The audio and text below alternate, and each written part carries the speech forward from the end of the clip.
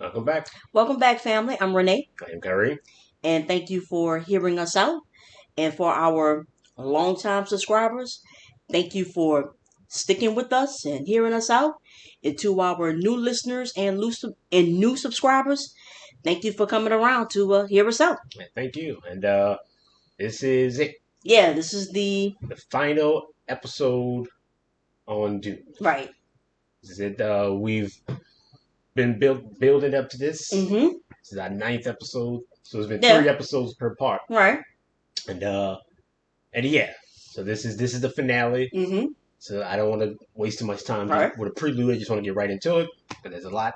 Yeah. But in the last episode, we discussed how Paul underwent the tests, Right. his final test, Mm-hmm. the same test that his mother Jessica underwent to become a full-fledged Reverend Mother. Mm-hmm. He underwent it as well, and he faced the primordial forces that have been guiding human society since forever. Right. And now he's been able to harness these forces to create balance and internal balance in himself, and has allowed him to see, harness the ultimate vision and see into the future beyond anything anyone has ever seen before. And he sees how the stage is set. He sees that the guild is at his doorstep, that every house in the entirety of the Imperium, including the greatest house, the house of the Emperor himself and his Sardaukar forces, are all here on Arrakis. All of them ready once and for all to stump out, Paul Muad'Dib and his fledgling rebellion. And Paul has ordered for his forces to be put into motion, ordered his Chani to scout out, and ordered his mother to create an abundance of this water. Mm-hmm. To hold the spice itself hostage, and to ready the freemen for their, well, I would say final confrontation, but for their first true confrontation with the Imperial forces, and to make his final push for the Imperial throne itself. But like I said, in that was Paul's true final battle. The last chapter we read, undergoing these things, and now he knows, he hasn't truly accepted yet, but he knows just how inevitable everything has been so far. The jihad, this eternal conflict, this war that he's been fated to fight. He has to live, he has to do this, he has to fight it. There is no stopping it. All there is hopefully something on the other side. And he's resigned himself to it bit by bit.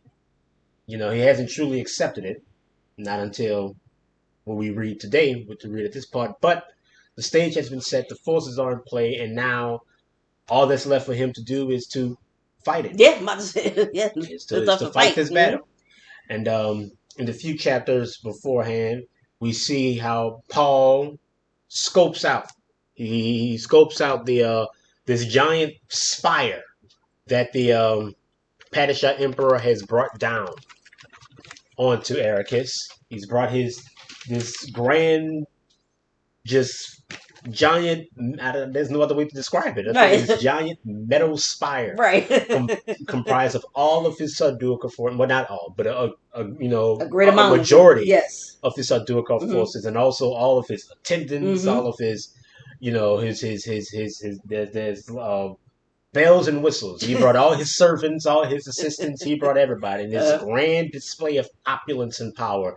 He brought the entirety of the imperial court onto Arrakis to watch as he stumps out, this upstart duke. And Paul sees this, and Stilgar sees this, and Gurney sees this. Everyone sees this, and they're like, this.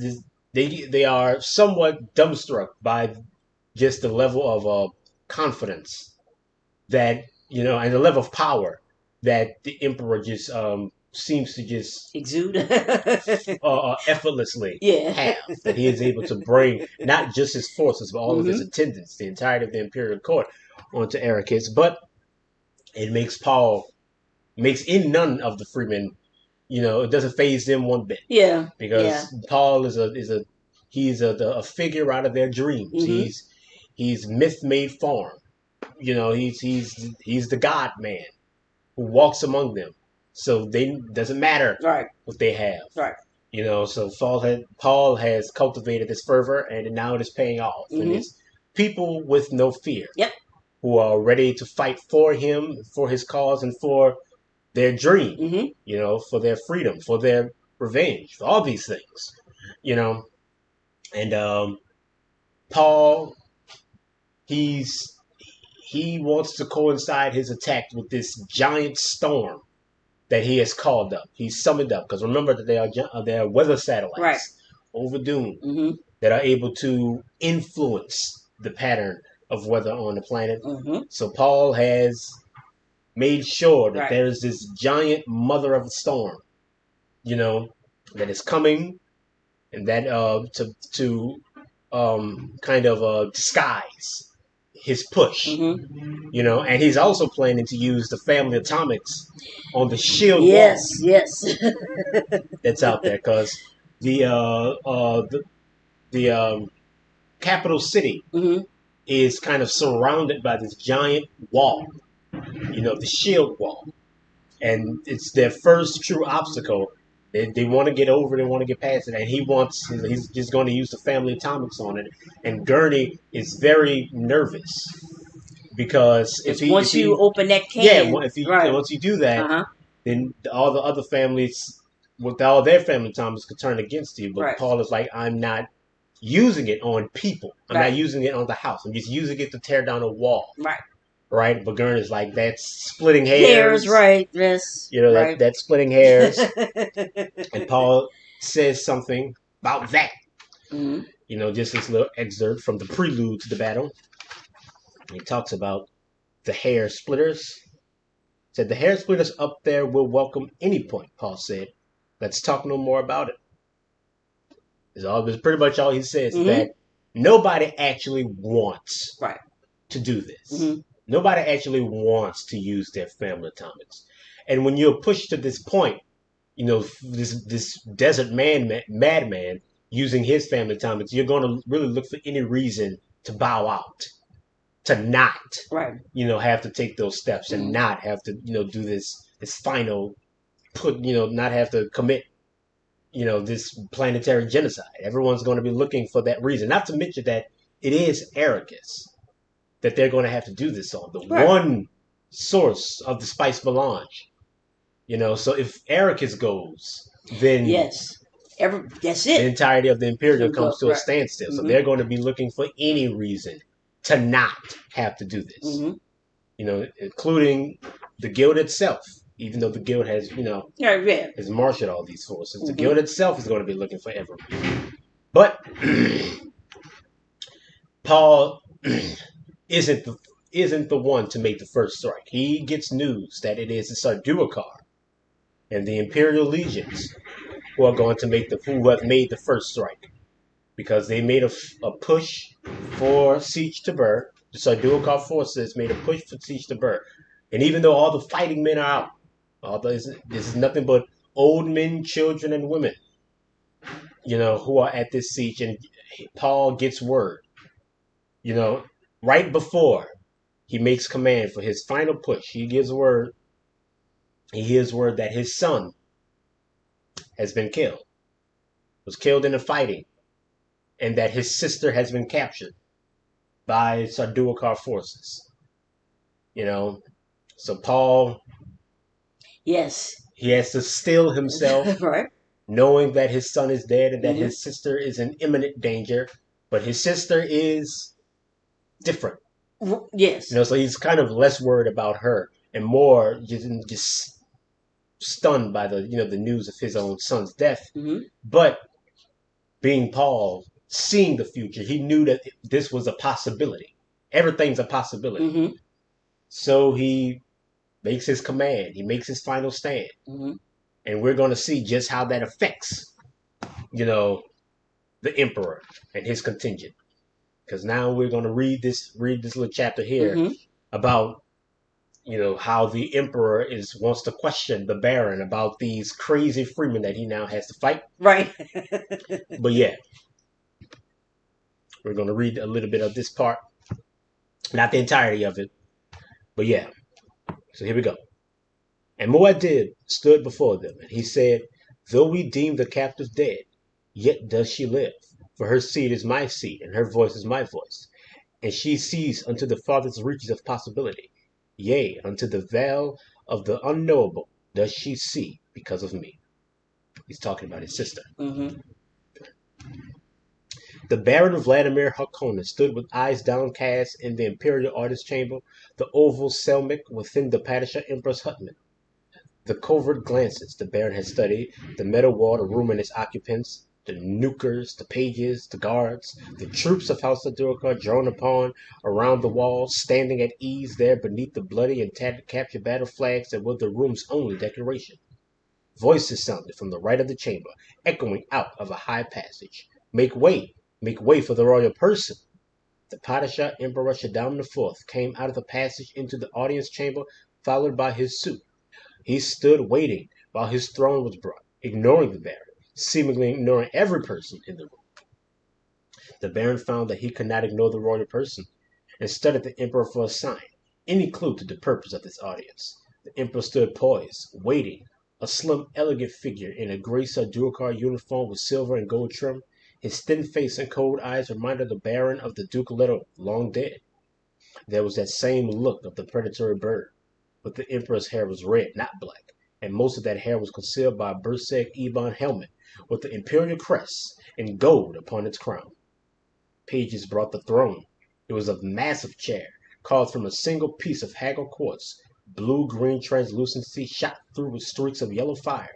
They placed it on the dais, and the Emperor mounted, seated himself.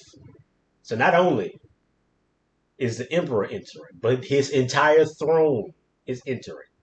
This giant chair of quartz, this giant crystal throne is being brought in for him, Right.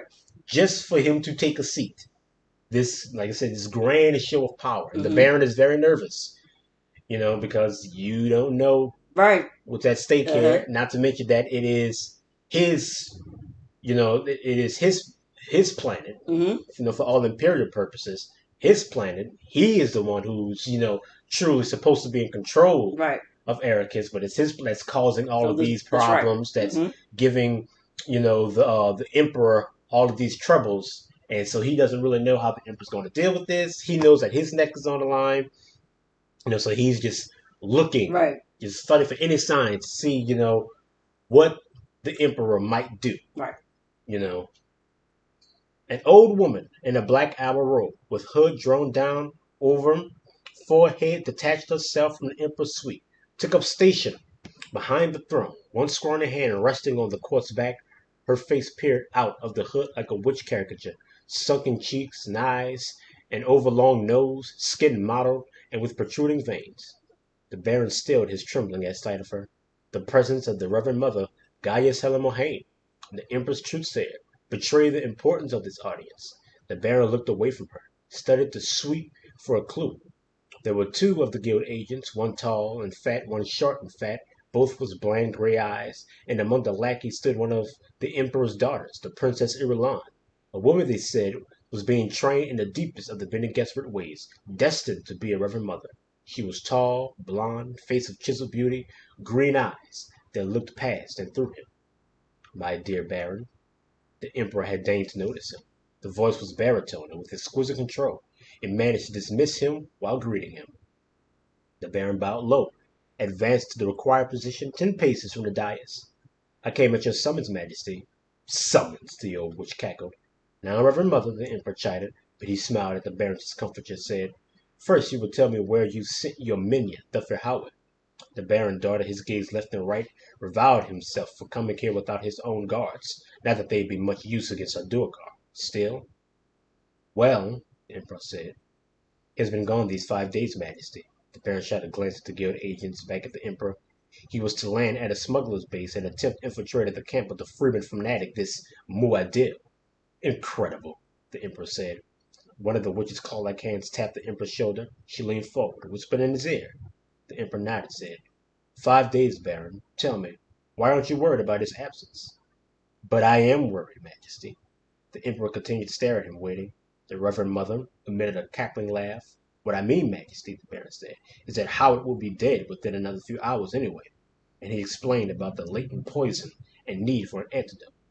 Right, and I don't know if we've explained this earlier, but to gain the employ of Thufir Howard and to make sure that he doesn't make any moves against him, because Thufir Howard is the old spy master for the Atreides, he's been slowly poisoning him. He's been poisoning his food, poisoning his drink, and only the Baron himself can administer the antidote. So if he doesn't get this antidote on a semi-hourly basis, then he can die. Right. So that's what he's telling the Emperor. And the Emperor responds by saying, How clever of you, Baron, the Emperor said. And where are your nephews, Raban and the young Fedrutha? The storm comes, Majesty. I sent them to inspect our perimeter, lest the Freemen attack under cover of the sand. Perimeter, the Emperor said. The word came out as though it puckered his mouth. The storm won't be much here in the basin, and the Freemen rabble won't attack while I'm here with 5 legions of Sadurkar. Surely not, Majesty, the Baron said. But err on the side of caution cannot be censored. Ah, the Emperor said, censure. Then I'm not to speak of how much time this Ericus nonsense has taken from me, nor the Joan Company profits pouring down this rat hole, nor the court functions and affairs of state I've had to delay, even cancel, because of this stupid affair. The Baron lowered his gaze, frightened by the imperial anger. The delicacy of his position here, alone and dependent upon the convention and a dictum familia of the great houses, fretted him. Does he mean to kill me? The Baron asked himself. He couldn't. Not with the other great houses waiting up there, aching for any excuse to gain from this upset on Arrakis. Have you taken hostages? The Emperor asked. It's useless, Majesty, the Baron said. These mad freemen hold a burial ceremony for every captive and act as though such a one was already dead.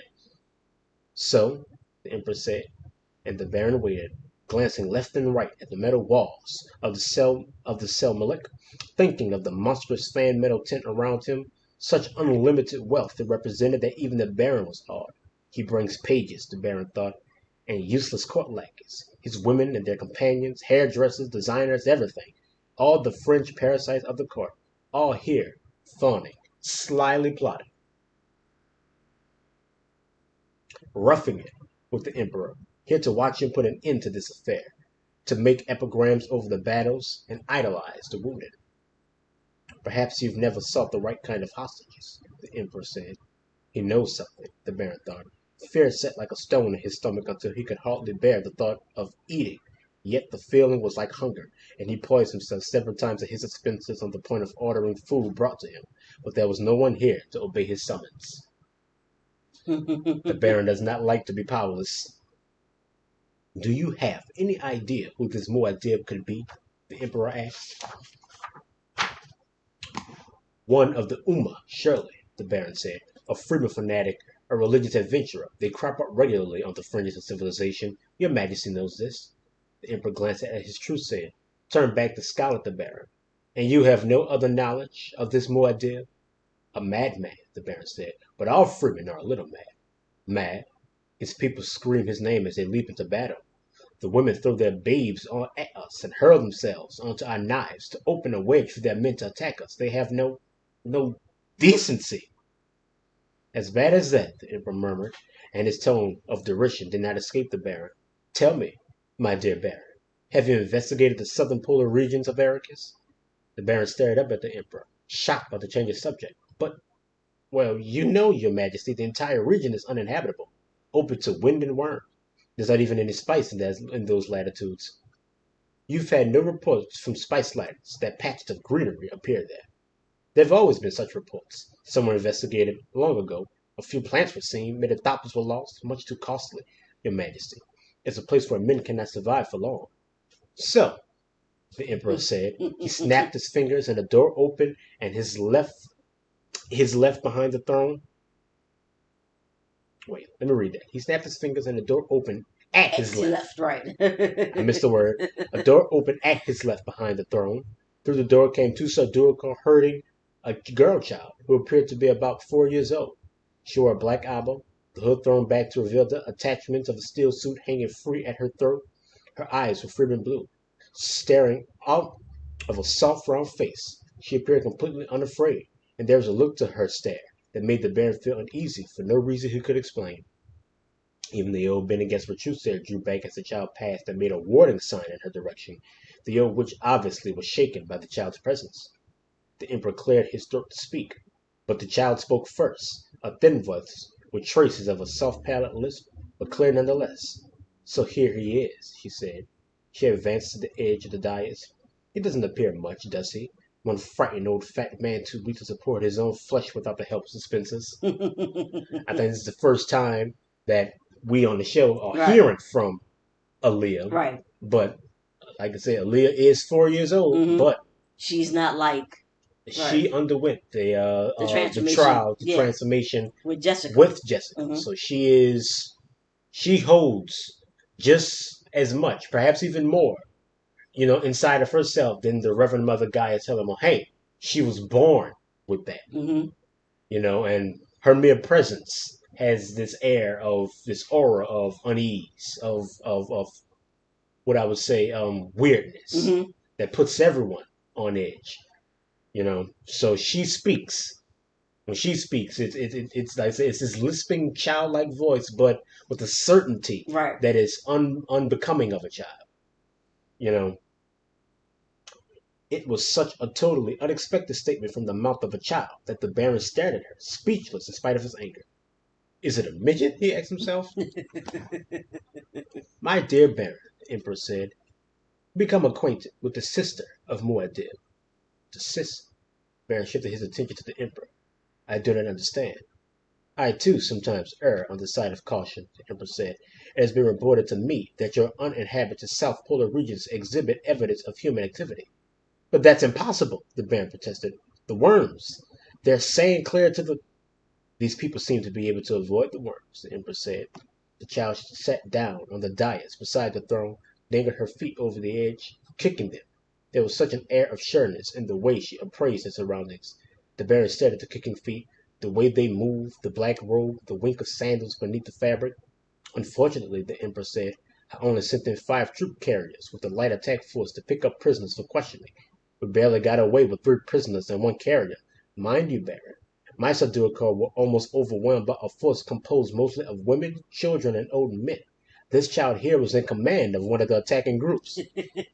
"You see, Your Majesty," the Baron said. "You see how they are." "I allowed myself to be captured," the child said, "and then I want to face my brother and have to tell him that his son had been killed." "Only a handful of our men got away," the Emperor said. "Got away. You hear that?" "We've had them too," the child said, "except for the flames. My Saduka used the Atutno jets on their carriers as flamethrowers," the Emperor said.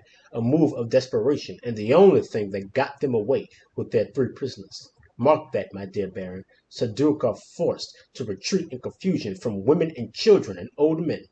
"We must attack in force," the Baron rasped. "We must destroy every last vestige of—" "Silence!" the Emperor roared.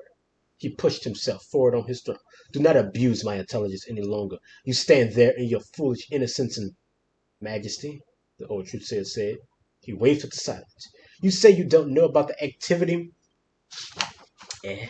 We found no of the fighting qualities of these superb people." The Emperor lifted himself half off his throne. "What do you take me for, Baron?"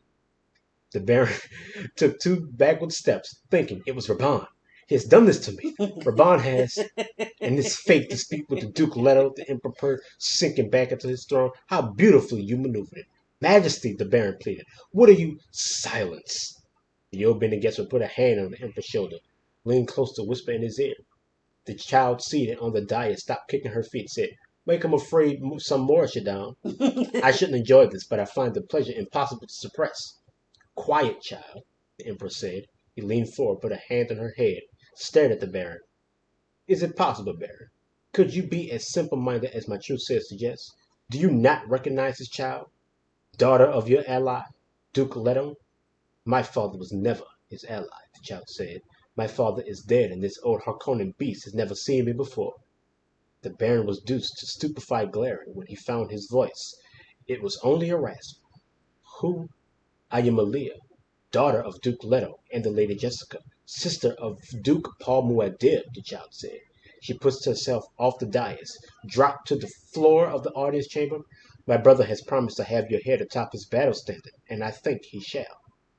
Be hushed, child, the Emperor said, and he sank back into his throne, hand to chin, studying the Baron. I do not take the Emperor's orders, Aaliyah said. She turned, looked up at the old Reverend Mother. She knows. So Aaliyah has announced her who she is and who this Muad'Dib is. She's announced to the Baron, who thought that, Jessica and her son Paul were dead. Right. She's announced to the Emperor himself, who was able to tell, most likely, whose truthsayer, the Reverend Mother, Gaius Helen Mulhane, was able to tell immediately who Aaliyah was and what she represents. And the Emperor thinks that this has all been a ploy by the Baron. Right. That he's been working with the Duke Leto to put the Emperor himself in this compromising position. That he just can't believe that the Baron would be this short-sighted, this foolish, to write off these people who are able, like you said, who's women, children, and old men forced his imperial legions of Sardaukar to retreat. They had to, had to rely on desperate tactics and these, and to get away from women and children and old men.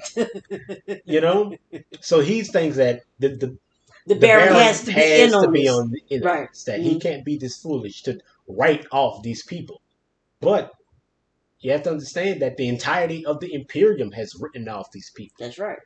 That the Emperor himself has written off these people. Right. We're talking about the freedom, right? So he's just looking for someone to blame.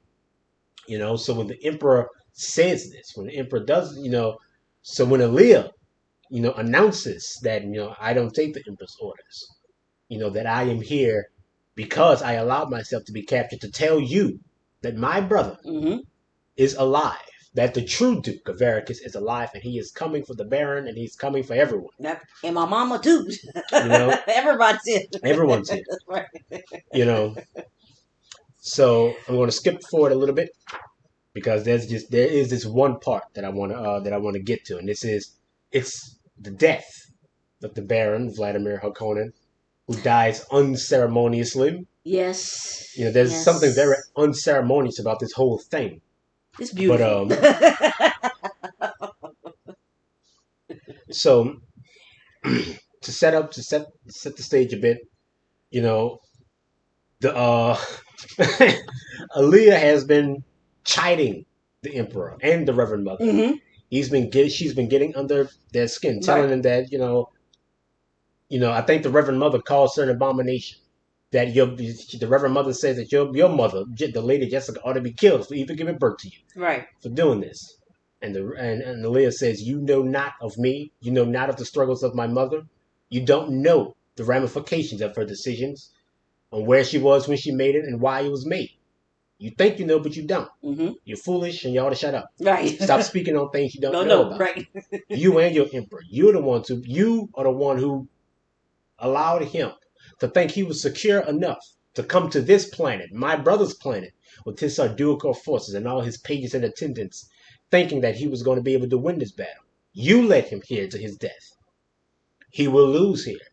He will fall here. The entirety of the Imperial Order will fall here because you were short-sighted. Gaius Reverend Mother Mulhane, and the Emperor himself is roused by this. And it's the Emperor surged to his feet. This play has gone far enough. I will take your brother and his planet and grind them to. The room rumbled and shook around them. There came a sudden cascade of sand behind the throne where the Hutman was coupled to the Emperor's ship. Their blood flicker tightening of skin pressure told of a wide area shield being activated. I told you, Aaliyah said. My brother comes. The Emperor stood in front of his throne, right hand pressed to right ear, the server receiver there chattering its report on the situation. The Baron moved 2 steps behind Aaliyah. Sardaukar were leaping to position at the doors. We will fall back into space to reform, the Emperor said. Bear my apologies. These madmen are attacking under cover of the storm. We will show them an Emperor's wrath. Then he pointed at Aaliyah. Give her body to the storm. And he spoke. Aaliyah fled backwards, faint in terror. Let the storm have what it can take, she screamed, and she backed into the Baron's arms. I have her majesty, the Baron shouted. Shall I dispatch her now? He screams. He hurled her to the floor, clutched his left arm. I'm sorry, grandfather, Aaliyah said. You've met the Atreides gom jobber. She got to her feet, dropped the dark needle from her hand. The Baron fell back. His eyes bulged as he stared at a red slash on his left palm. You. He rolled sideways in his suspensors, a sagging mass of flesh supported inches off the floor with head lolling and mouth hanging open. These people are insane, the Emperor snarled. Quick, into the ship. We'll purge this planet of ever. And something sparkled to his left. A roll of ball lightning bounced away from the hull there, crackled as it touched the metal floor. The smell of burned insulation swept through the Silmaril. The shield wanted to Durka off the shot.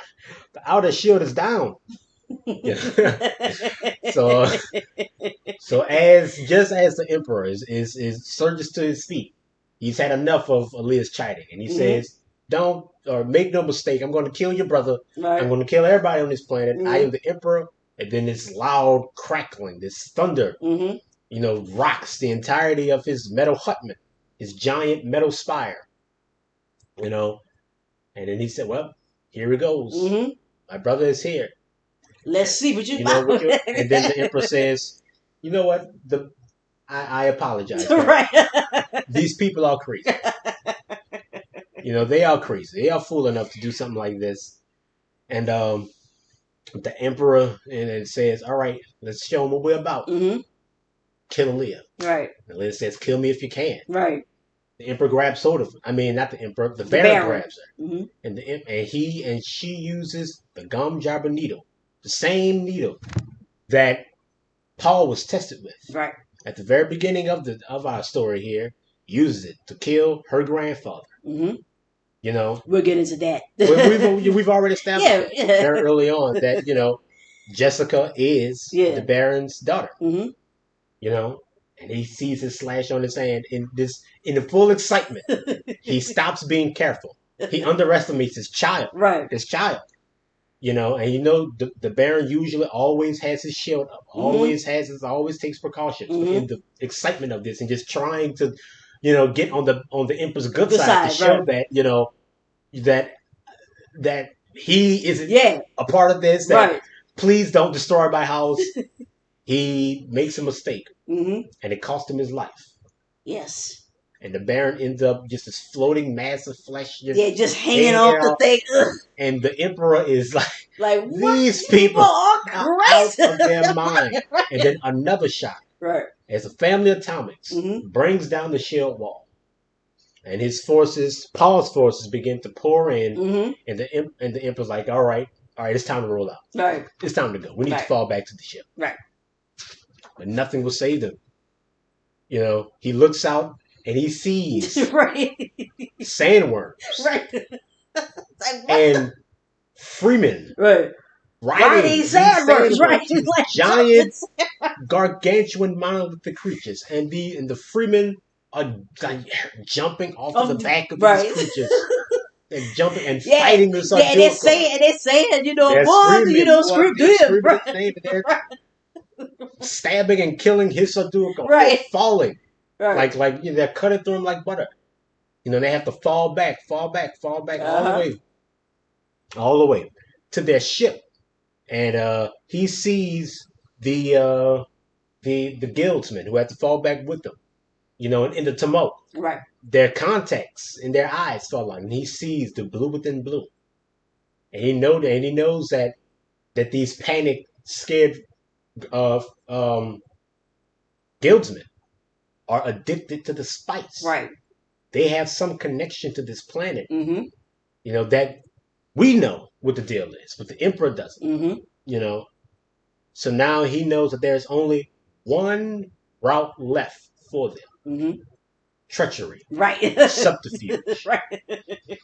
They may have won the battle, but the war isn't over yet. Right. He summons the Reverend Mother, says we need to make a plan. And they summon, Count Finray. You know, this person who has always been a very close and personal friend to the Emperor. They summon him. He's the Emperor's, eunuch. He's the Emperor's hitman. Right. Personal assassin. Yes, personal. Yeah. So they've summoned him. Like their only course of action now. Right. Is to hope that they can get the Paul. They can get the Paul. Right. They can do something. Right. Something about it. And now, y'all about to find out. Let me find out. But this, like I said, now we have come to the final chapter of Dune. Mm-hmm. And I like this chapter because this is like the man in the iron mask type chapter when when Paul just gets revenge on everybody. Right? He just gets everybody about to get this like the Count of Monte Cristo. He just right. Like, cause I think the entirety of the Count of Monte Cristo is just very detailed, depictions of how he gets revenge on everyone. Right. So this is Paul's moment where he just lays it out for everybody. Mm-hmm. Everybody gets the business. And I like this little heading part. I'm not going to read this whole, but I like this little header because it shows exactly who Paul is, and it's the last one that we get. So I think we ought to read it. He was warrior and mystic, ogre and saint, the fox and the innocent, chivalrous, ruthless, less than a god, more than a man. There is no measuring Muad'Dib's motives by ordinary standards. In the moment of his triumph, he saw the death prepared for him, yet he accepted the treachery. Can you say he did this out of a sense of justice? Whose justice, then?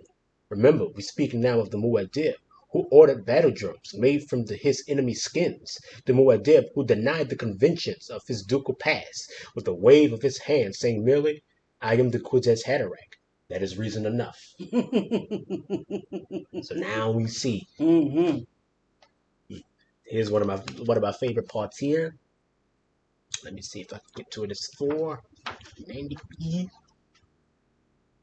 Yeah, this Paul, he's on a rampage. He's on a rampage he's now. Giving everybody. Right. he's telling everybody off. You wanted it. This is what you're gonna get. And so he is saint and sinner and hero and villain all at the same time. And now he's in a position where he can make sort of commands just because. Yeah, well, he can. Right? He's in a position that now everyone must answer to him. That's right. Mm-hmm. So Paul walks in after this battle. He surveys it. He walks into his old house. Yeah. And that he has to secure this area. And none of the freemen are very comfortable here. They aren't they don't think Paul should be here. Right. Because this place used to be Ramon's house. It's been in enemy territory for so long. It's been in enemy hands for so long. Right. So there could be traps. Yes. Things. Right. But Paul is like, nah, don't worry about right. it. But even then, they're still taking extra precautions. Mm-hmm. And Paul gets this message from his sister.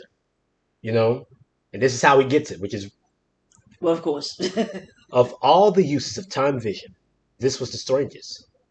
I have breasted the future to place my words where only you can hear them, Aaliyah had said. Even you cannot do that, my brother. I find it an interesting play. And, oh yes, I've killed our grandfather, the demented old baron. He had a very little pain. Silence. His time since had seen her withdraw. Muad'Dib. Paul opened his eyes to see Stilgar's black bearded visage above him, the dark eyes glaring with battle light. You found the body of the old baron, Paul said, and the hush of the person settled over Stilgar. How could you know? He whispered. We just found the body in the great pile of metal the Emperor built. So yeah. So during all of this, Paul gets a message out of his future that Aaliyah has left for him. So it's not telepathic. Right. Not telepathy that Aaliyah uses. She uses time in itself to couch her words in his own future to tell him, to gloat a bit, that says Right. that I did this thing Yes.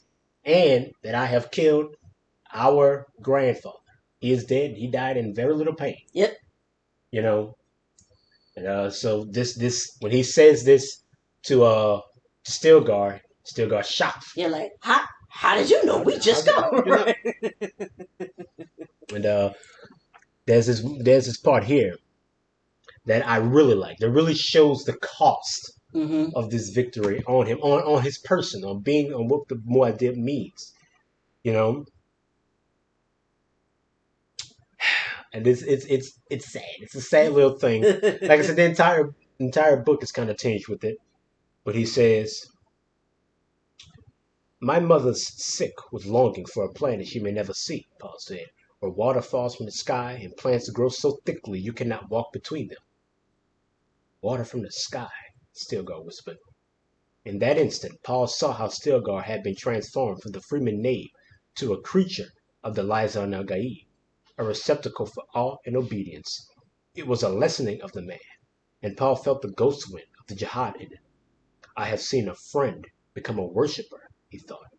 In a rush of loneliness, Paul glanced around the room, noticing how proper and on review his guards had become in his presence. He sensed a subtle, prideful competition among them, each hoping for notice from Muad'Dib, from whom all blessings flow, he thought. And it was the bitterest thought of his life. "They sense that I must take the throne," he thought, "but they cannot know I do it to prevent the jihad." So one of Mm-hmm. the cost of him being the Liza El Gaib, the man out of their dreams, is that he sees how his very being has lessened Mm-hmm. these people. He sees Stilgar, who used to be the strong freeman knave, become a worshiper. This a creature. Mm-hmm.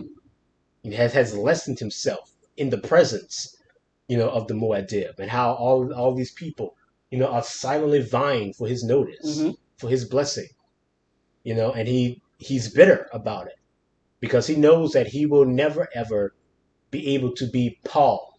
He can only ever be Paul with Shani, Right. Right. be an actual human being, Mm-hmm. being a thinking, feeling person. But to everyone else, he is their God, their Yes. prophet. Mm-hmm. And They're going to come. They're not going to come to him for pretty much things that they should not be coming to him for. well, he knows he's the only one who can provide them with that. Yeah. He's the only one who can give them, what they're looking for. Mm-hmm. But there's a cost in a that. cost Right. in that, Mm-hmm. in that these people who were made strong, who were made who they are Mm-hmm. because of their reliance on self. Their dream was what pushed them forward, but now Mm-hmm. their dream has become a reality, and they're all the less for it. Mm-hmm. They've been made less than. They've been made creatures. Like I said, his friends have become worshippers. His companions have become creatures. And it is a bitter thought, a very bitter thought. So, yeah. Jessica, let me just read this little part because this next part I think is really undercuts this entire conversation. It really shows just how far gone Paul appears to be. Jessica stopped in front of Paul, looked down at him. She saw his fatigue and how he hid it, but found no compassion for him. It was as though she had been rendered incapable of any emotion for her son. Jessica had entered the great hall, wondering why the place refused to fit itself snugly into her memories. It remained a foreign room, as though she had never walked here with her beloved Leto, never confronted a drunken duck in Idaho here. Never, never, never. There should be a word taken directly opposite to Adab, the demanding memory, she thought. There should be a word for memories that deny themselves. "Where's Aaliyah?" she asked. "Out doing what any good Freeman child should be doing at such times," Paul said. "She's killing enemy wounded and marking their bodies for the water recovery teams." "Paul, you must understand that she does this out of kindness," he said. "Isn't it odd how we misunderstand the hidden unity of kindness and cruelty?" Jessica glared at her son, shocked by the profound change in him. Was it his child's death did this? She wondered. And she said, the men tell strange stories of you, Paul. They say you've all the powers of the legend. Nothing can be hidden from you. That you see what others cannot see. A Bene Gesserit should ask about legends, he asked. I've had a hand in whatever you are, she admitted, but you mustn't expect me to. How would you like to live billions upon billions of lives, Paul asked. There's a fabric of legends for you. Think of all those experiences, the wisdom they bring. But wisdom tempers love, doesn't it? And it puts a new shape on hate. How can you tell what's ruthless unless you've plumbed the depths of both cruelty and kindness? You should fear me, mother. I am the Kwisatz Haderach. Jessica tried to swallow in a dry throat. Presently she said, once you denied to me that you were the Kwisatz Haderach. Paul shook his head. I can deny nothing no more. He looked up into her eyes. The Emperor and his people come now. They will be announced in a moment. Stand beside me. I wish a clear view of them. My future bride will be among them. Paul, Jessica snapped, don't make the mistake your father made. She's a princess, Paul said. She's my key to the throne, and that's all she'll ever be. A mistake? You think because I'm what you made me, that I cannot feel the need for revenge? Even on the innocent, she asked, and she thought, he must not make the mistakes I made. There are no innocent anymore, Paul said. Tell that to Chani, Jessica said, and Jessica toward the passage from the rear of the residency.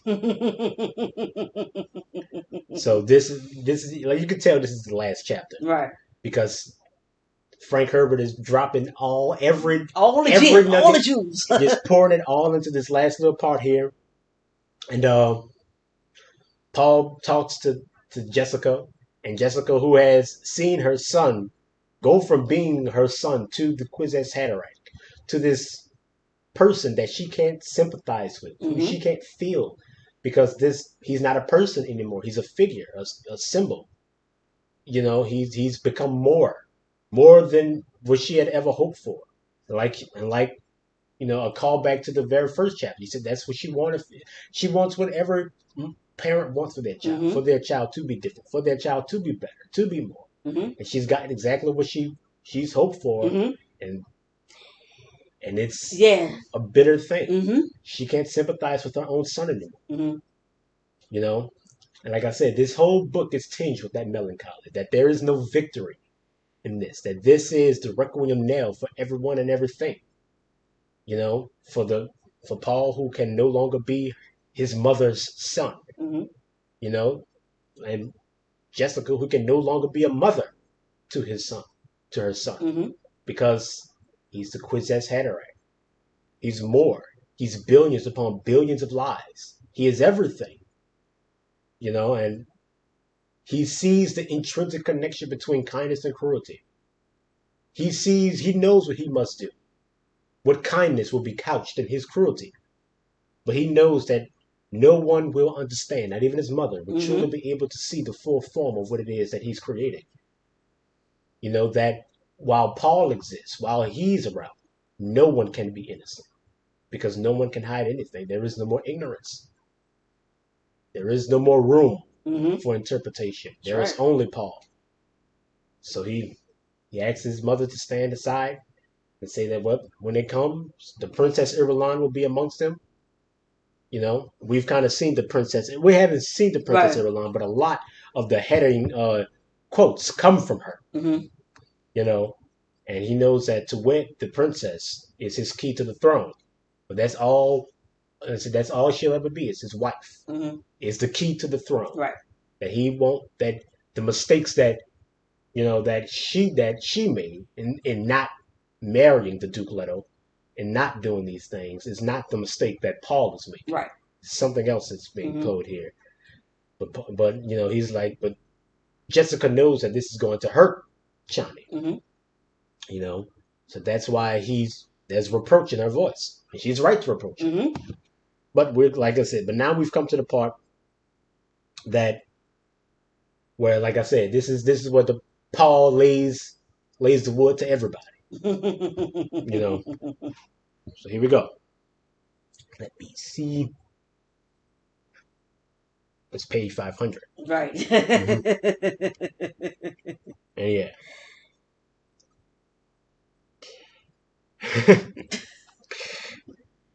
There's some guild people too, demanding special privileges, threatening an embargo against Ericus. I told them I'd give them your message. Let them threaten. Paul, Jessica hissed behind him. He's talking about the guild. I know the guild hold a monopoly on movement on everything in the Imperial. Mm-hmm. So they're used to special treatment. But he says, and Paul responds, I'll pull their fangs out presently. And this is one of the, like I said, he's dropping all the gems. And he thought then about the guild, the force that had specialized for so long that it had become a parasite, unable to exist independently of the life upon which it fed. They had never dared grasp the sword, and now they could not grasp it. They might have taken Ericus when they realized the error of specializing on the melange awareness spectrum narcotic for their navigators. They could have done this, lived their glorious day and died. Instead, they existed from moment to moment, hoping the seas in which they swam might produce a new host when the old one died. The guild navigators, gifted with limited prescience, had made the fatal decision. They'd chosen, always, the clear, safe course that leads ever downward into stagnation. Let them look closely at their new hosts, Paul thought. Sounds familiar. So, yeah. Sounds familiar. So let me just try to explain what he's saying here. That the guild that has held this monopoly for so long right. has never been able to actually take direct control of their fates. They've lived off of everything else. So they've never truly grasped the sword, as he said. They've never ever truly.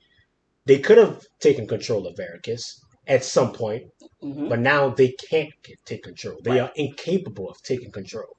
They have to live off of everything else. They've always chosen that path that has continued their own existence. The sure path, the safe path, and that has led them towards stagnation. That has led them to being a tool, being wielded by others. They have no more power anymore. They've never truly had it. They're nothing but a parasite living off of everything else. And he says that is that they could have lived and died as they were, but now they've never chosen their moment to be a people, to be a thing, and to be that precludes, it doesn't preclude death. It ensures death, that you will have your moment in the sun, and then you won't. But they balk at that. They fear death. They fear it to such a point that they avoid it. They avoid it to such a point that they always choose the sure path. They never risk it. They never actually decide to be a people. So they have stagnated. And they have stagnated the entirety of the Imperium. They have stagnated everything. So now Paul must wield them. And now, like I said, this you said you wanted a new, like you said, you were looking for a new host. Right. Now Paul is your new host now. And you will be unmade. Stagnation. Stagnation is something that is one of the points that you see that become elucidated in some of the later books in the Dune series. But stagnation is one of the things that Paul and the entirety of the Atreides line must fight against. Is this adherence to the sure thing, to that certainty of life? Because as long as you do that, as long as you adhere to that, you will always stagnate.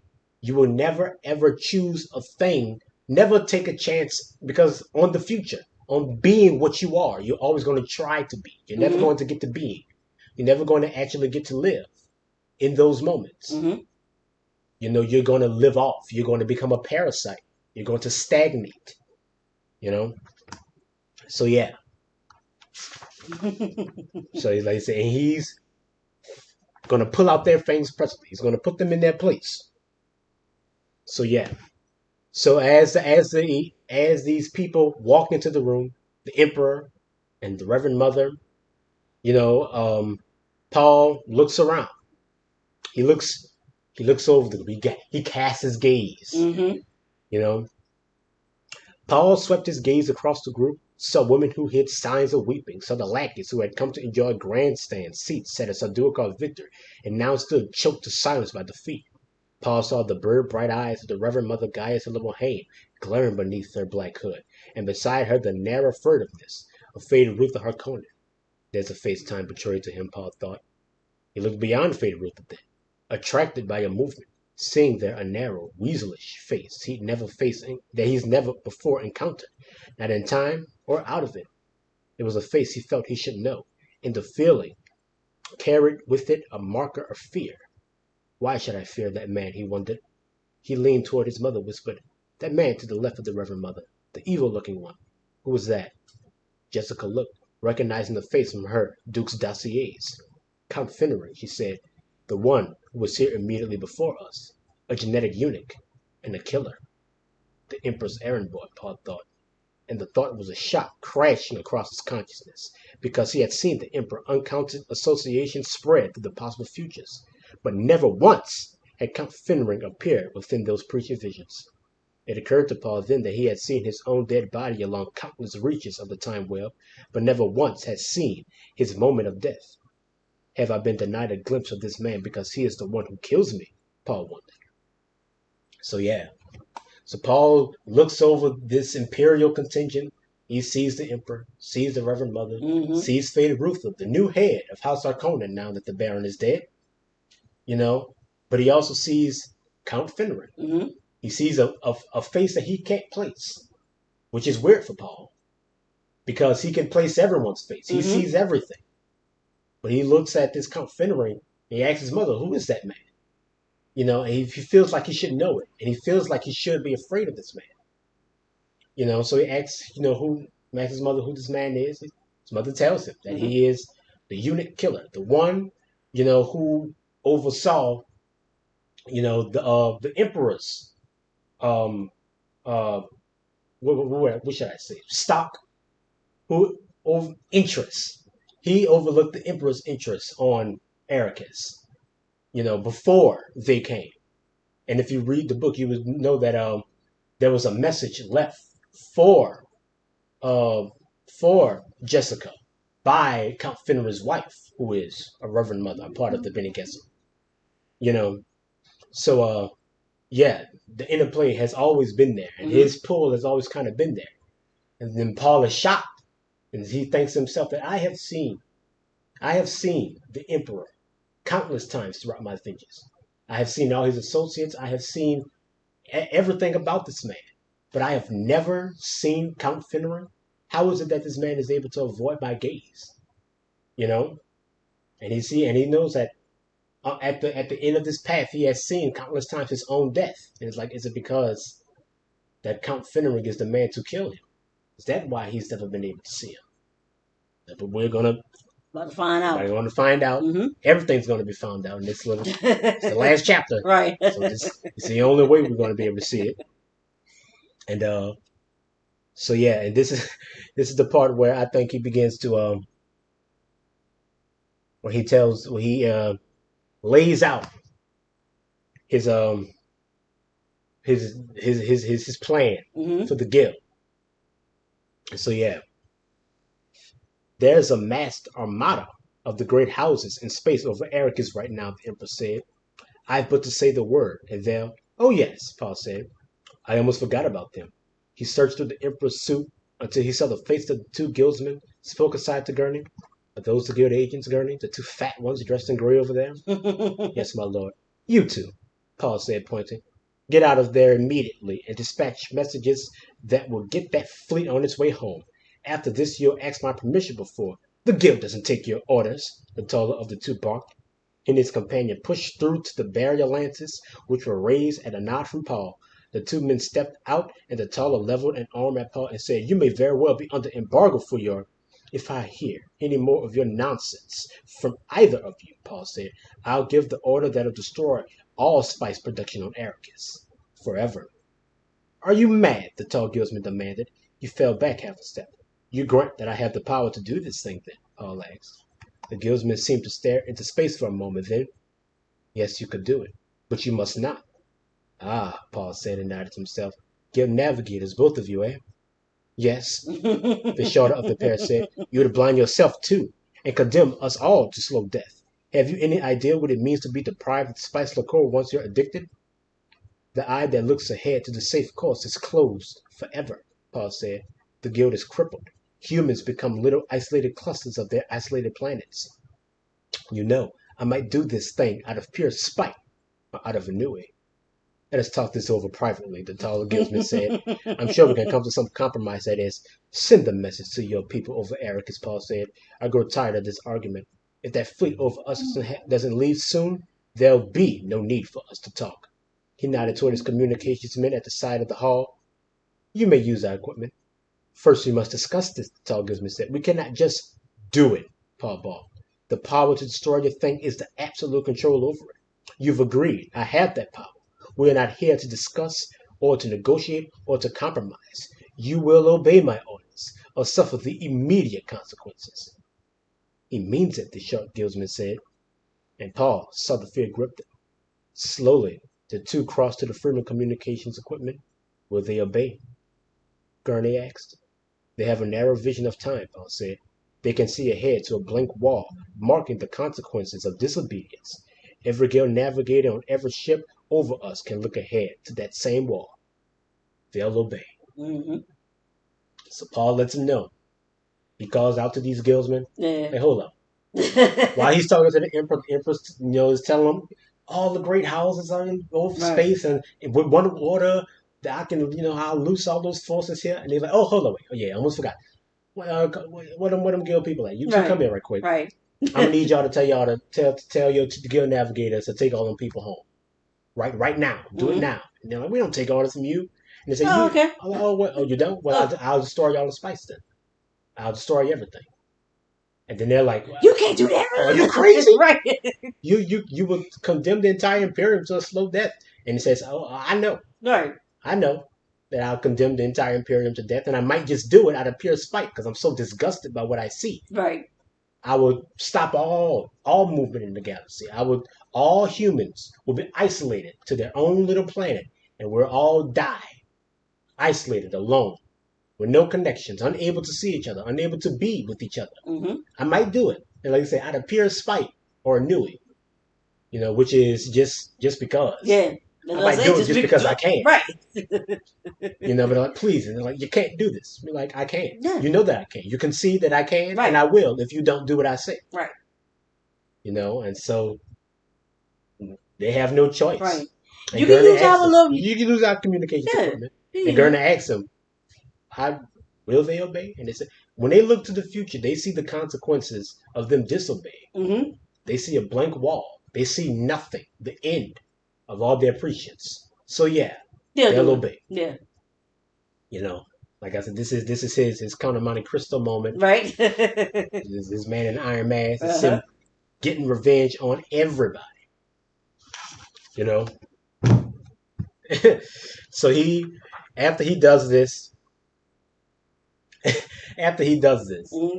he once again begins talking with the emperor. Mm-hmm. And I just laugh because this is one of the few times that the emperor himself has been robbed of agency. Mm-hmm. And he's lecturing the emperor. And he says, Paul turned back to look at the emperor. Said, when they permitted you to mount your father's throne, it was only on the assurance that you'd keep the spice flowing. You failed them, Majesty. Do you know the consequences? Nobody permitted me to stop playing the fool, Paul barked. The guild is like a village beside a river. They need the water, but can only dip out what they require. They cannot dam the river and control it, because that focuses attention on what they take. It brings down eventual destruction. The spice flow, that's their river, and I have built a dam. But my dam is such that you cannot destroy it without destroying the river.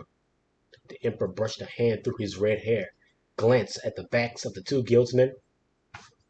Now, this is the time. It's time for the Bene Gesserit to get the business. Right. Even your Bene Gesserit truth sayer is trembling, Paul said. There are other poisons the Reverend Mothers can use for their tricks, but once they've used the spice liqueur, the others no longer work. The old woman put her shapeless black robes around her, pressed forward out of the crowd to stand at the burial lances. Reverend Mother Gaia Selamohain, Paul said. It has been a long time since Caladan, hasn't it? She looked past him at his mother, said, Well, Jessica, I see that your son is indeed the one. For that you can be forgiven even the abomination of your daughter. Paul, still a cold, piercing anger, said, You've never had the right or cause to forgive my mother anything. The old woman locked eyes with him. Try your tricks on me, old witch, Paul said. Where's your gum jobber? Try looking into that place where you dare not look. You'll find me there, staring out at you. The old woman dropped her gaze. Have you nothing to say? Paul demanded. I welcomed you to the ranks of humans, he muttered. Don't besmirch that. She's trying to fool. Man, go ahead. Remember, I let you live. Yeah, I let you live. Right. Don't. Right. So then, and then so Paul raised his voice. Observe here, comrades. This is a Bene Gesserit, Reverend Mother, patient in a patient cause. She could wait with her sisters 90 generations for the proper combination of genes and environments to produce the one person their schemes require. Observe her. She knows now that the 90 generations have produced that person. Here I stand, but I will never do her bidding.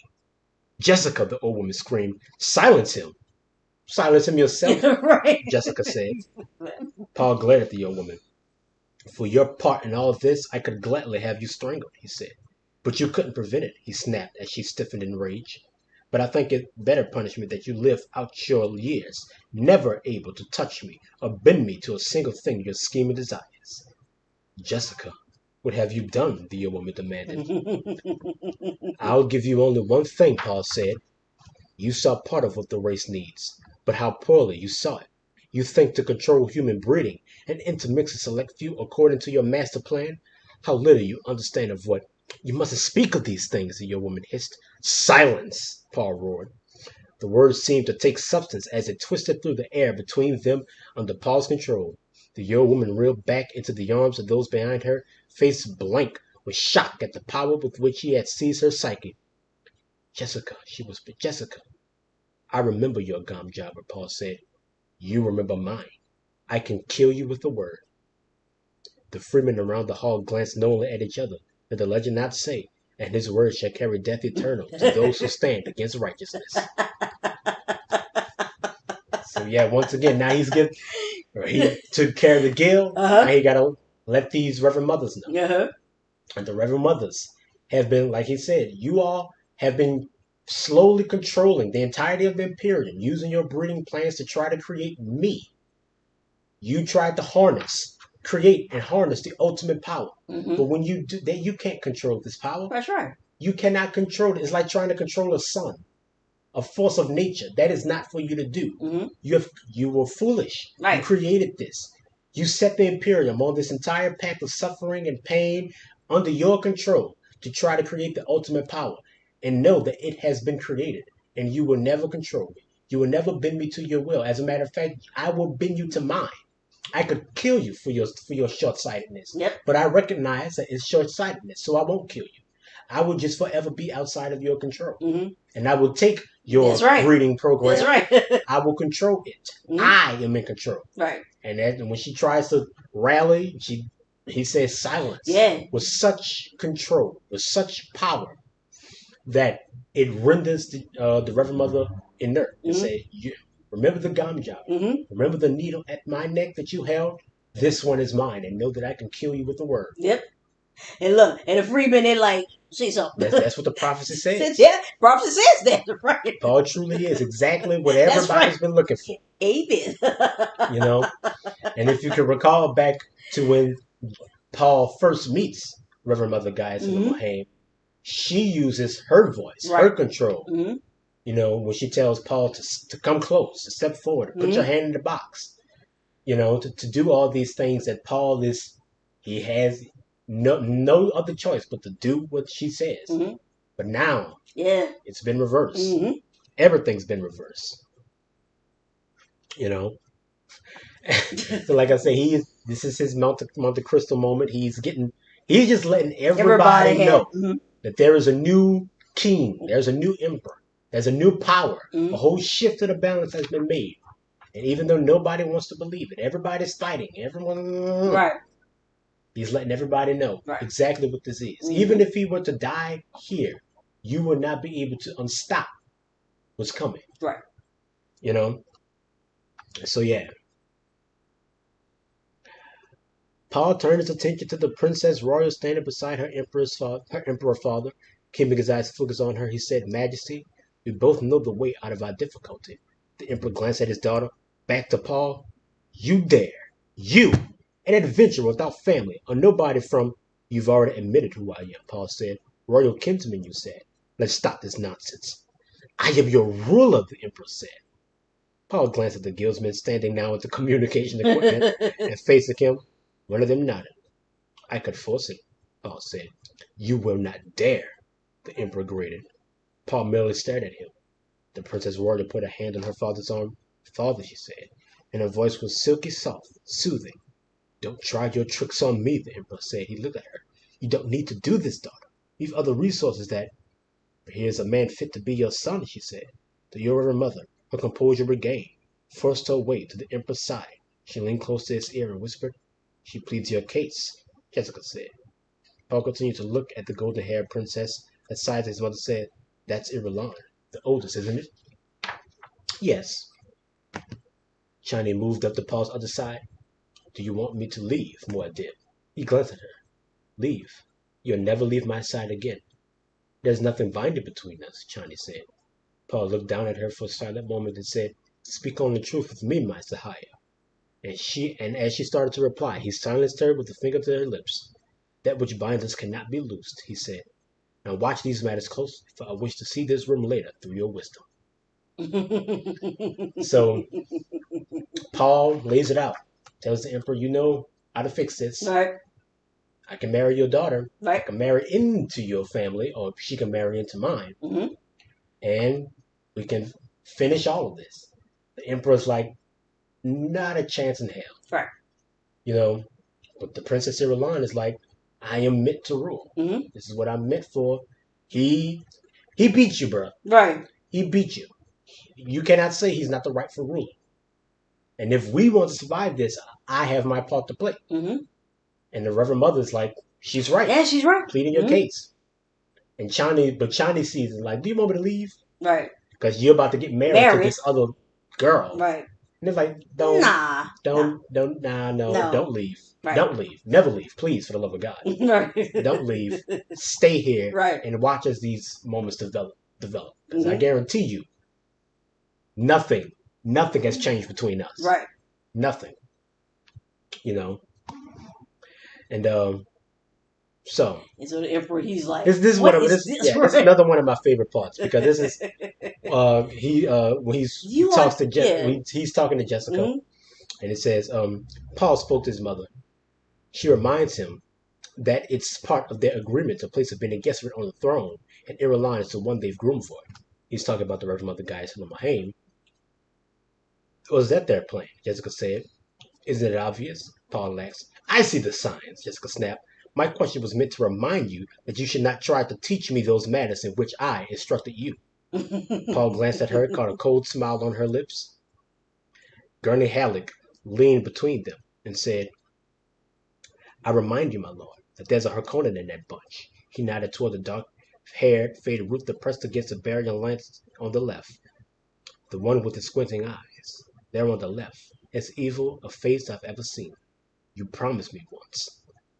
You know, and I like to read that part because it's like he's chiding his mom a lot throughout this entirety of this book. And so Jessica plays the fool just a little bit to be like, and don't forget I'm your mom. Mama, right, basically, so, right.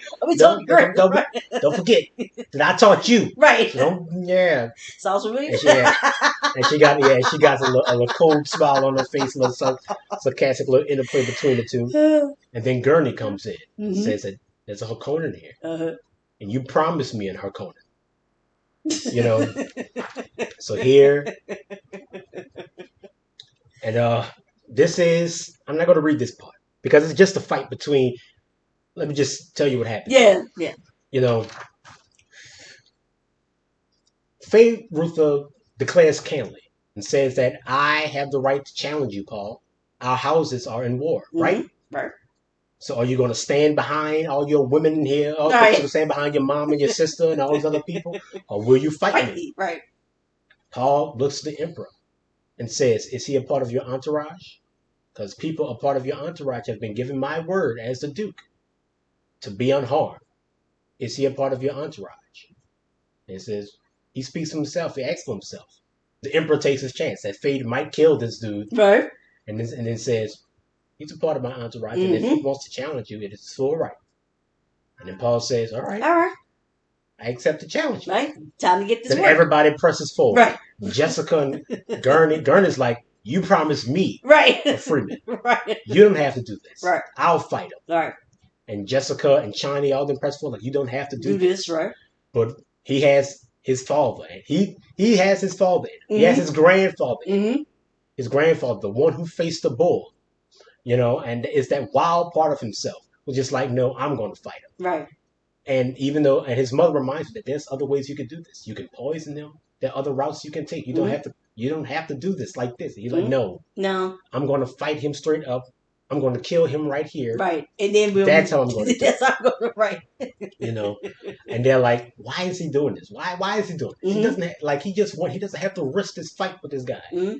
But Paul, he wants to risk it. He needs to risk it. He has to face the bull. Mm-hmm. He has to.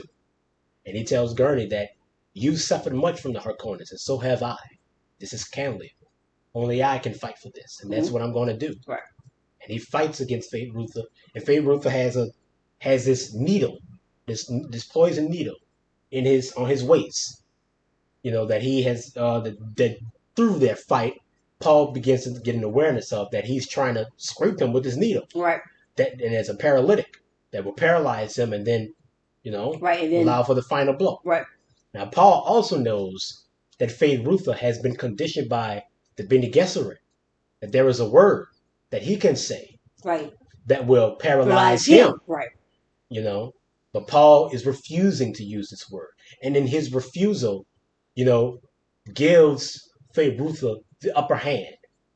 And he tells him, I got this needle. Mm-hmm. I'm going to stab you with it. They're not going to even see it. You're going to be paralyzed. I'm going to kill you. Right. And then I'm going to, go off and do it. Right. I'm going to do it and whatever I want. Right.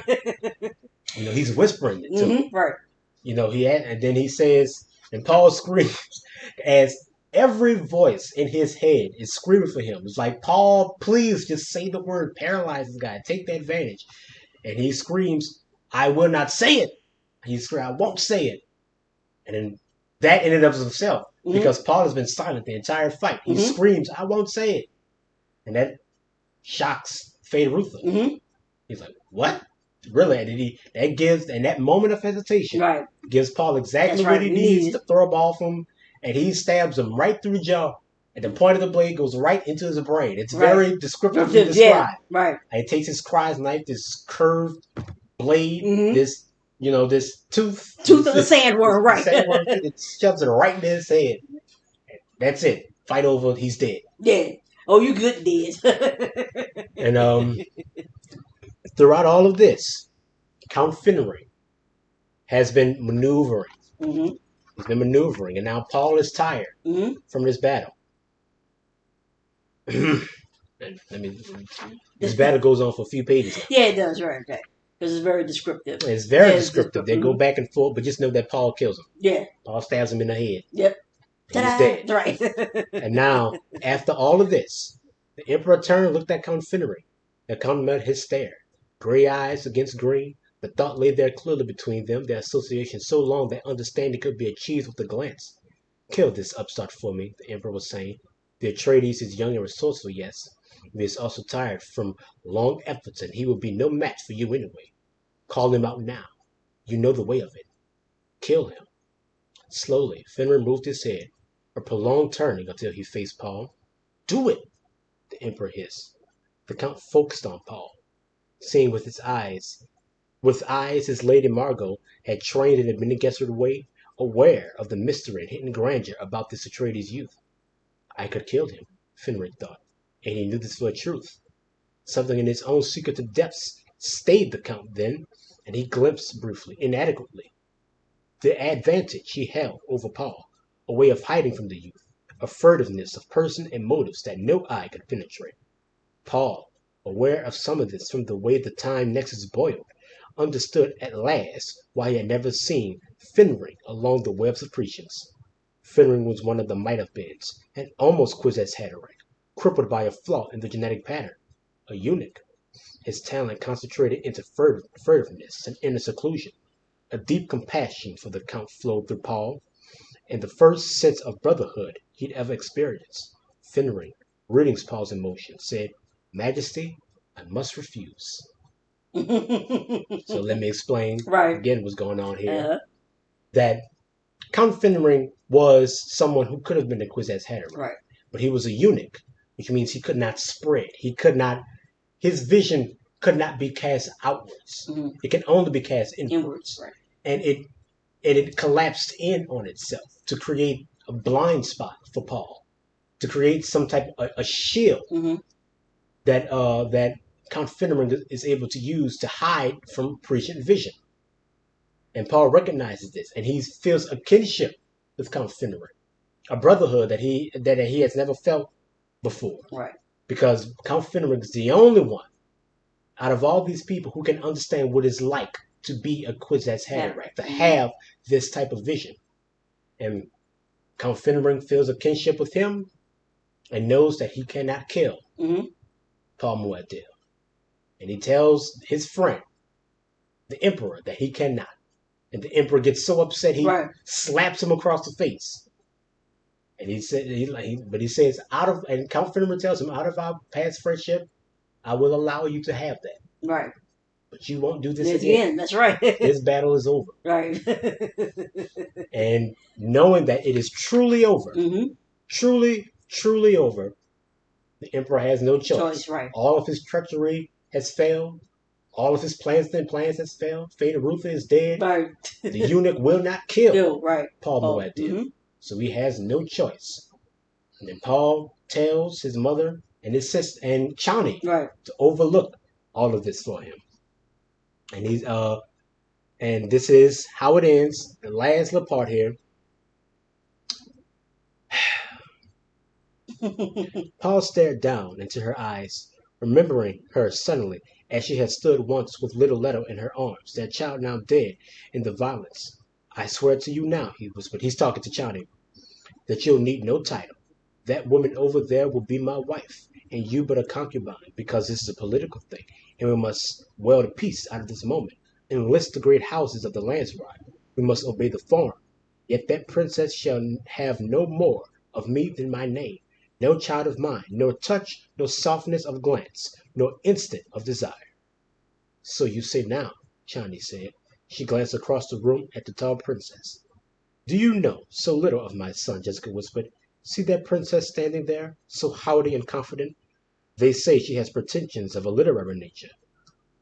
Let us hope she finds solace in such things. She'll have little else. A bitter laugh escaped Jessica. Think on it, Chani. That princess will have the name, yet she'll live as less than a concubine, never to know a moment of tenderness from the man to whom she's bound. While we, Chani, we who carry the name of concubine, history will call us wives. That is the very last sentence of Dune, the very last part, and the story ends with Paul reassuring Chani that all of this is purely political, purely aesthetic. Right. We're doing this to get the houses on our side, to obey the form. Right. But know that she may be my wife in name, but you are my true wife. Right. You will have my children. You will have all of me. She will have nothing. Right. As a matter of fact, when history tells the story, it will be Chani. It won't be. And Chani said, well, you say that now. Right. And Jessica butts in. A concubine herself. Right. Right. Who was never able to truly marry her duke. Says that, don't worry. You know my son, and you know his word. That woman right there. They say she said that she likes to read, but she better get used to it. Because that's all she's going to have. Right. She will never be able to bear my son's children. You will do that. You will be his true wife. And even though history will say that she took his name, they will know that you, us, the people who are concubines, we were the true wives. And that's how it is. There are appendices. Appendices, is that how you say it? Yeah. Appendices. But the story is truly over. Yes. And that's how it ends. Right. It ends with Paul. It ends with Paul telling the guild that I have wielded the ultimate power. Yep. You will do as I command. Well, Paul telling the emperor that you only exist as an assurance to them. Right. But if you cannot give them that assurance, you have no power. Right. I give them that assurance. I Mm-hmm. am already the emperor. All you must do is obey the form. I can force it if I wanted to, Mm-hmm. but I don't want to. Right. I want you to give it, and you will. It ends with him ending the Harkonnens once and for all. It ends with him chastising the Reverend Mothers, the Bene Gesserit, for their political plays. It ends with him, finally having someone other than himself that can understand what it means to be the Kwisatz Haderach. And it ends with him telling Chani that you will forever be mine, mine alone. And that woman over there, she better go read a book. will never ever be able to call herself truly my wife. Right. The old has failed. Mm-hmm.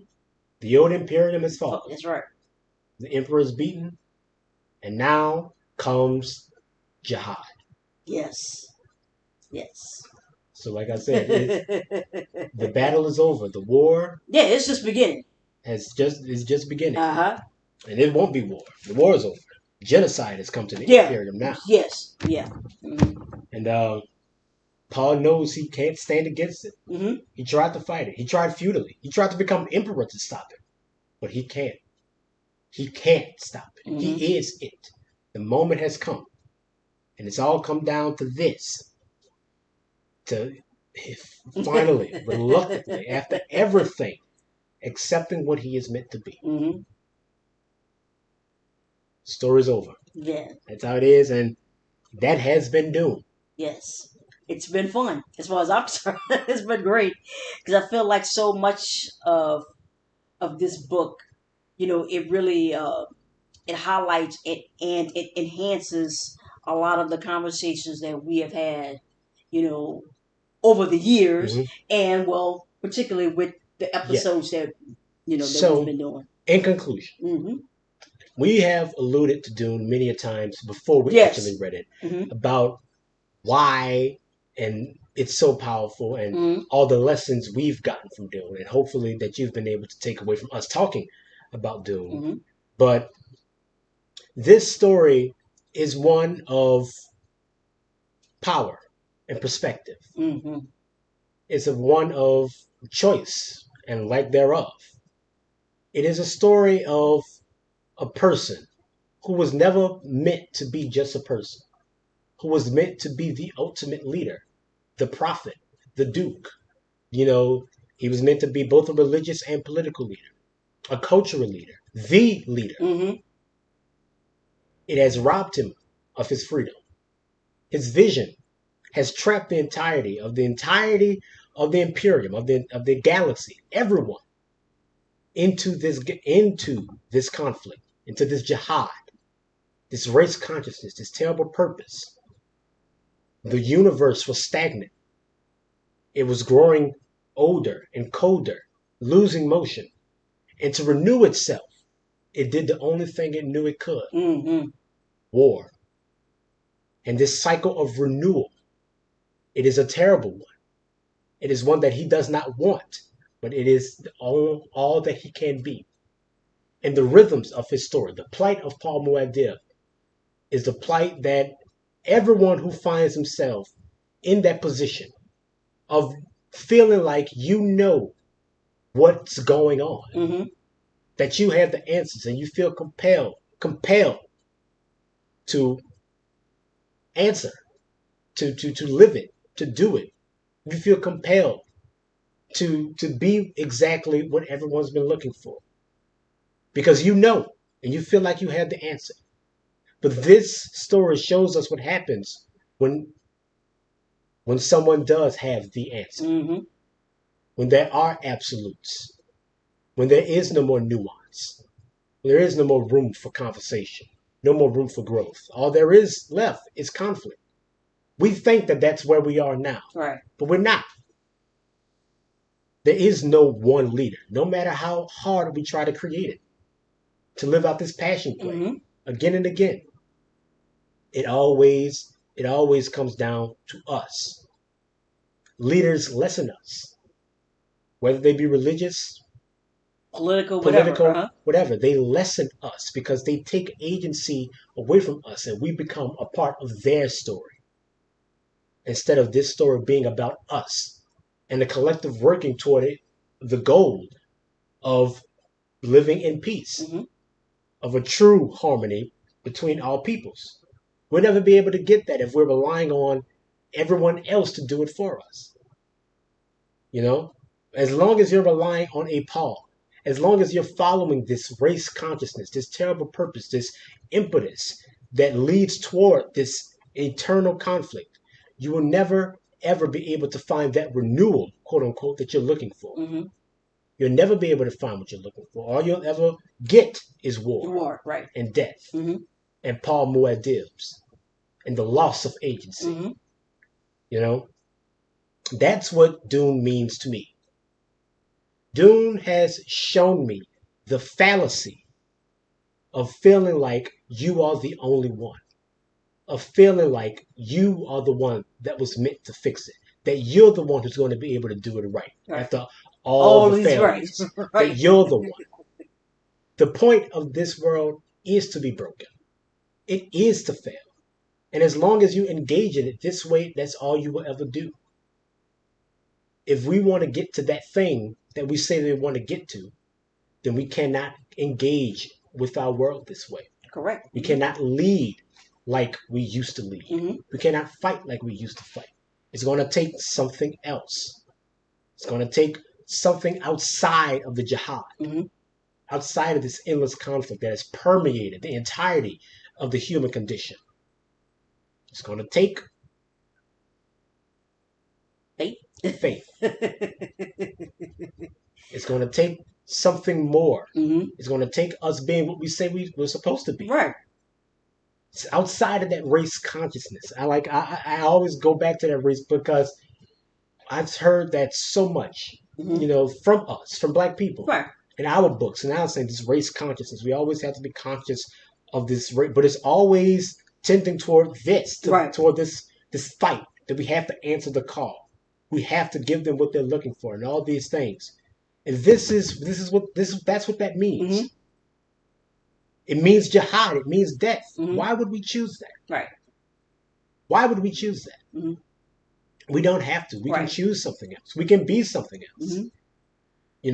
But as long as it's this monolithic, unilateral movement, as long as we tend away from complexity and nuance, making enemies, not being able to see that we're fighting ourselves, that we're fighting people, no matter how far gone we are, where we find ourselves, we're fighting people, that every war is a genocide because we're killing ourselves over and over again. And until we create outside of that, until our impetus leads away from conflict instead of further into it, this is all we're ever going to get. That's what Dune means to me. That's what Dune showed me.